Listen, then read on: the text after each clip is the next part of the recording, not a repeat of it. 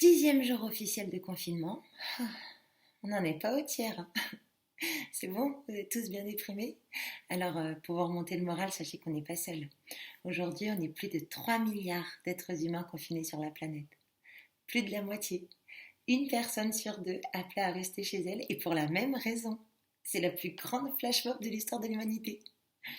Alors, un effet secondaire de la pandémie qu'on n'avait pas vu venir, c'est que Donald Trump est à ça de passer pour un héros. Il va sauver l'économie mondiale. Toutes les bourses sont remontées. Wall Street a enregistré un rebond record depuis les années 30, après l'annonce du vote par le Sénat d'un plan d'aide et de relance économique à hauteur de 2000 milliards de dollars.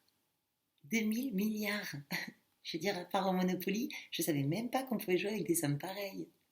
Alors une partie de cet argent va être versée directement au foyer, en moyenne 1200 dollars par adulte, en fonction des revenus et du nombre d'enfants à charge.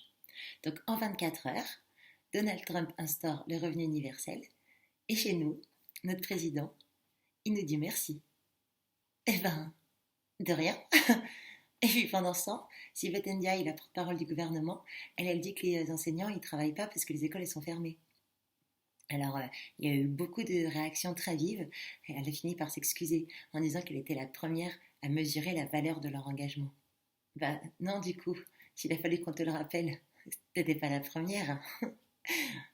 Je me dis que nos personnalités politiques, elles vont devoir faire bien attention aux mots qu'elles choisissent pendant cette période. Parce que nous, on va avoir plein de temps pour bien les écouter et les réécouter et décortiquer. Alors il faudra qu'elles fassent attention et aux mots et aux intonations. Et pour ça, je peux les aider, hein, c'est mon métier. Alors il ne faut pas qu'ils hésitent à m'appeler.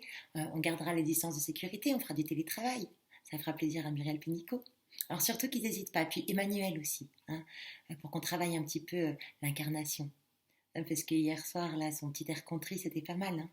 Mais il faut encore un tout petit peu d'effort pour qu'on soit vraiment touché. Parce que, quitte à nous prendre pour des cons, s'il pouvait le faire avec un petit peu de talent, on le vivrait mieux.